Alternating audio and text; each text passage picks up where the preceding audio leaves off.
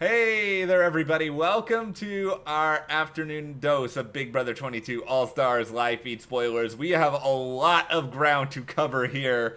Yeah, we sure do. Official nominations, veto player, Yep. the power of veto competition has happened. We know who won. I'm still shocked it kind of happened in the middle of the day, given that it is like 110 degrees outside. It is so hot here. It is horrible. I mean, I guess they started it like early afternoon. Maybe it was a little bit better then, but man, this is brutal. I'm so glad our AC is working. I know. That is the reason that we're here and not like we're recording in a puddle on the floor. I don't know if that's like a melting voice, but Or we'd be driving around with our AC recording in the car. there you go. Well, we will get into all of this. Before we do, if you guys do like this video, give us a like, subscribe, hit that notification bell for more. We have a lot of stuff coming, including, by the way, our first videos of the season on Power Book 2 Ghost premiering tonight on Stars. And if you do want to support us further, check those links to the store, get a shirt like this one, and our Patreon, where we have a number of different benefits well worth checking out. All right, so let's start with the nominations. We figured it was probably going to be Davon and Bayleigh, and it is. Yeah, it was no surprise there. They handled it mostly fine. Obviously, you're gonna be upset, but there was no like drama or escalate. It was all great. They handled it all right. Listen, I'm not that happy with the way that Christmas really handled this. I know that she was talking about she had to go hide in her room after Yeah. she did nominations, like they're really scary or they're going to hurt her or something like that. And then she's up in her room saying some nonsense about how she's worried that they're, going to get aggressive or stab her or... Like, what does she think is going on here? It's Big Brother. They're not going to do anything like this. And being on the block, anyone who's nominated has the right to feel upset. Yeah. I've said this before about this sort of idea that it's expected that people are supposed to just be like, oh, shucks, them's the breaks. Yeah. Sorry for my luck. Don't worry. I hold no bad feelings. Like, why can't you be upset about it? It stinks. You're on the block. And if you don't win the veto or work some magic, you've lost the game. So, yeah, people are going to be upset. And why not? But Christmas handled that like garbage. Yeah, it was weird to me that she decided to kind of go that route leading into nominations, acting like it was going to be this huge deal. And, Davon and Bayleigh, they both understand that, that this is a game. There's only one winner at the end of it. And yeah, they can call out Christmas for things after the fact, but they should call out Christmas for some things after the fact, like her kind of trying to act as though this was the only confirmed duo in the house that she knew about and that she wasn't really working with them as well as some other people or whatever else. It's like, somebody had the gumption to go and yell at the wall about Cody and Nicole being a duo. And regardless of whatever your feeling is about the wall yeller, the majority of time people do that, their information is usually right. Yeah, they're a duo and everybody knows it. So Christmas, that's some BS and everyone in the house knows it because everybody heard the wall yeller. Yeah, like there's no explanation that she can sort of come at with any of that. Just say, you know what?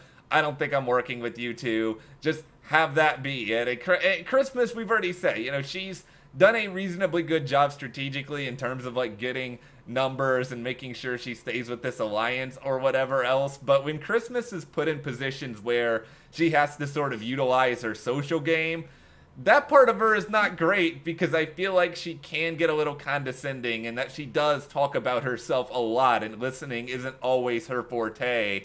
Yep. That is the perfect response to that, really. Yeah, no, and Christmas handled this whole thing kind of badly, pretty badly, really badly. I was really upset to see the things that she was saying about Davon and Bayleigh, like something was gonna happen, and I don't know where it's coming from with her. There's no reason for it, so yeah, that really sucked. All right, we'll flash forward to today and go to the veto competition and everything that went down here. So, the veto players, we obviously had Christmas, Davon, Bayleigh, they're playing. Nicole played, DANI played, Ian's name was drawn, but based on what we're sort of hearing, it doesn't sound like he actually played. Yeah, it sounds like Ian hasn't been feeling that great, and with it being, I think it's actually like 114 here today or 113, it is really stifling hot out. If he's already not feeling well, we don't know if he said, hey, I'm not well enough to play, or production was like, dude, please sit this one out. We would like you not to play because you're already not feeling well. Whatever happened, he didn't play, and there was no replacement for him. Yeah, I think this happened before with Jocasta, if I remember right. I may be wrong, but I kind of feel like this is something that has happened before on occasion or whatever else. We have seen Ian. It does seem like he's doing okay now, so don't be concerned that he has left the game or anything like that. It just sounds as though he did not play in the veto, but the winner is, drum roll. Yeah, everybody put on your hard hats. It's Christmas. So I'm now starting to really feel like I need to wear my hard hat for the rest of the season, because it really is just this alliance steamrolling everybody, even with all the secret powers that Big Brother's like, okay, we're going to put in all these secret powers. Somebody on the underdogs has got to win one of them, right? And then it's Christmas again and DANI, and we don't know where this third one is, but probably Tyler or Cody or Nicole. Like, this is just feels like the way the season is going. So we are looking at a situation, unless this last mystery secret power can take Davon and Bayleigh off the block, we are losing one of them. There's a part of me that thinks Kevin might have it. I know a lot of people in the house seem to think that Kevin might have it. I feel like even DANI, before the veto happened, like, she was really trying to pump up Davon to make Davon feel like she was in danger, so that Davon was going to try hard, as though Davon wasn't going to try to win the veto already. Yeah, no kidding. But I think she must have thought, oh, maybe if Kevin's a replacement nominee, the power will be flushed or whatever. I kind of agree, though, with what you said. I think Tyler probably has it. He's really good at not telling people when he has powers. It makes sense.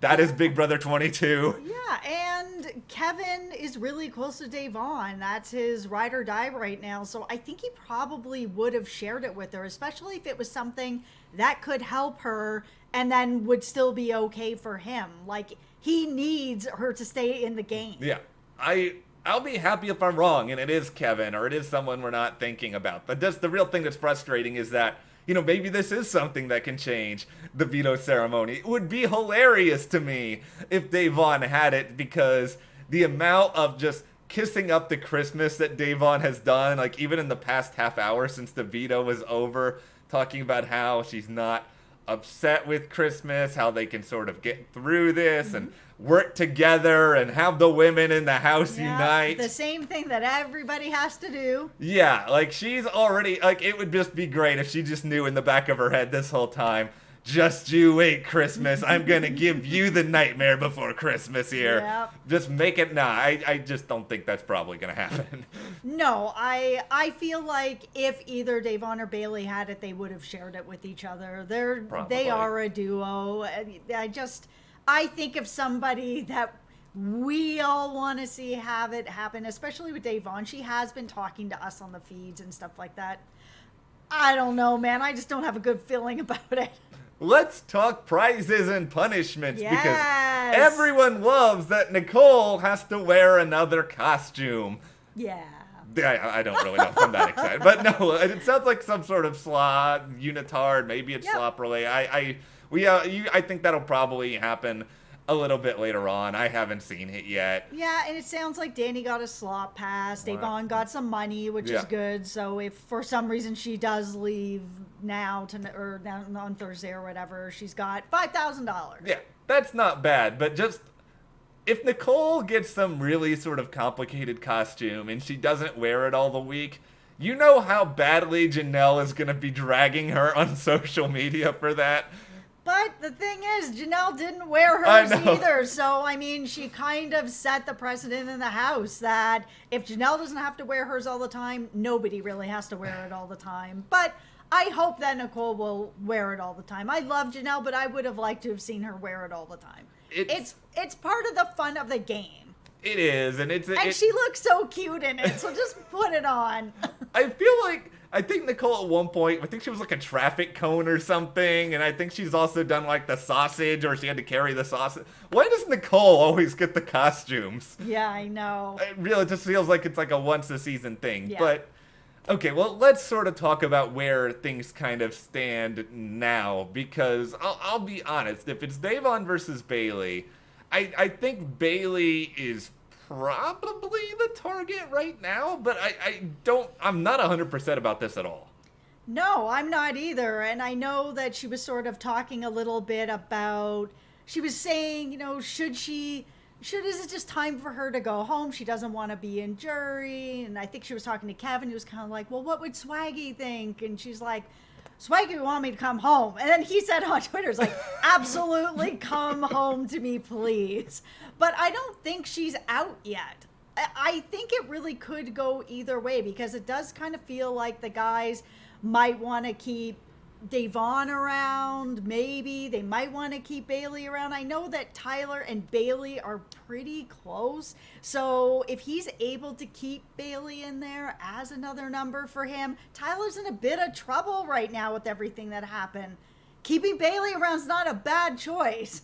It's not a bad choice, I think, for him. I do think that there's going to be a lot of conversation swirling about whether or not Tyler threw her under the bus or whatever else, but it's probably a better option for him, at least in his head, than Davon. And we know that Davon she doesn't have that attachment to Tyler. I don't think she knew Tyler outside of the game like Bayleigh knew Tyler outside of the game. No, and while it is Christmas's HOH and she is doing what she wants during it, because Tyler has made some suggestions that she has ignored and she is doing what she wants to do, I think that if Tyler can work it to keep Bayleigh and sort of bring a good idea of why Bayleigh would be the right person, I think maybe Christmas would at least listen to it. But after listening to the way that she talked about Bayleigh, about the nominations, and saying these things like she's worried she's gonna stab her with some utensils or whatever, I think Christmas just wants Bayleigh out. I think that is no reason. Probably the case. And yeah, the reasoning isn't really there for it. It's just going to be a weird week. But this is where I think things are a little bit interesting, because what if we do have some interesting conflict between Christmas and Tyler over this? Mm-hmm. Or what if Nicole and Cody end up having a disagreement over this? And if there really does become some sort of gender divide as to who should go between these two, maybe that actually could start to make a potential women's alliance, which I don't really want to bank on this idea of Nicole and DANI and Davon and Christmas working together, because women's alliances rarely ever happen in Big Brother. No, and earlier on, Nicole and DANI were saying that they want out all the women. So if they were already talking about that, I just don't see that that's really where they're looking to go. We are only going to have 4 women left in this game after this. At the very least, I do at least think, from what I've seen since the veto, Bayleigh and Davon, they're each going to do their best. It sounds right now like Bayleigh is in the position of, if there is any sort of plan, any other option you guys have, a thought about a possible replacement nominee or anything else, let me try to help you. She's trying to be very approachable, very much willing to work with them on something. It doesn't sound like she and Davon are really going to campaign against each other. It's kind of like with Janelle and Kaser, but I think they're each probably going to do a little bit more than Kaser did when he was up on the block against Janelle. Yeah, the veto hasn't been actually played by Christmas yet, so there is still, it's small, but yeah. I mean, there is still a way that maybe Bayleigh can work some magic with Tyler, and maybe Tyler can come in with Enzo and do some magic with Christmas to try to get DANI out. It's just going to be really hard, because Christmas is friends with DANI. So if they're going to bring a replacement, it's got to be somebody that Christmas really feels strongly about. I only have a couple of ideas in my head, and neither one of them are necessarily great. Number one of them, yes, the idea of let's try to target DANI, which makes sense based on what you said. Christmas is incredibly stubborn.